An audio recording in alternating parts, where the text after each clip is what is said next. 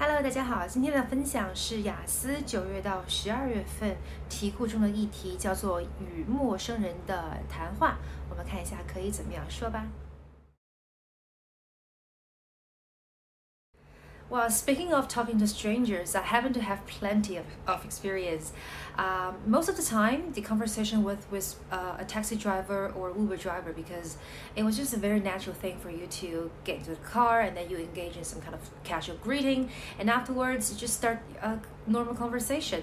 So once an Uber driver picked me up from my school, my workplace, and then as soon as I got into the car, he remarked on my resemblance to one of the Taiwan celebrities, and then he asked me if teachers these days are usually younger than it was in the past, and I said that it was true. There are more younger teachers, but still there are teachers who are more experienced.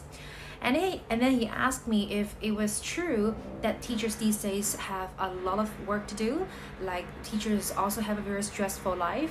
And to be honest, it is completely true, because teachers in Hong Kong not only have to teach, they also have to do a lot of administrative work, which could be quite a burden to some teachers, especially if you teach some main subjects like English, Chinese, mathematics, and such.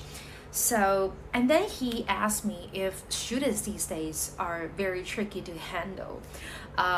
It just so happened that in my school, students are quite disciplined and they're quite respectful. So to me, I don't have a lot of problem dealing with my students. But of course, I understand, like in my previous school, the students are really kind of have their own ideas. So sometimes it could be quite it does take a lot of art for a teacher to communicate with their students. And then we just started to vent out our frustration over how difficult it was these days for students to get into good schools, because as you know, Hong Kong is practicing this elite education system where only the best of the best could enter good schools, schools with good reputation.